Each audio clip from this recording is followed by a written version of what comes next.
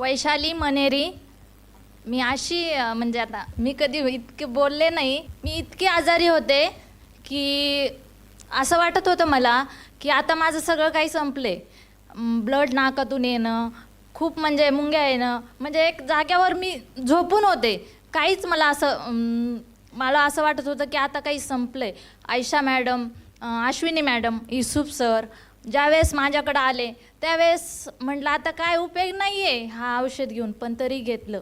3 महिन्याच्या नंतर 3 महिने कंटिन्यू घेतलं मी. माझं सगळं ब्लड येणं, डोक्यात मुंग्या येणं, सगळं माझे रिपोर्ट. आणि मला पहिला आजार कुठला होता, ब्लड कॅन्सर म्हणून सांगितला होता सुरुवातीला. आता माझे सगळे रिपोर्ट चेक केलं, सगळे नॉर्मल आले.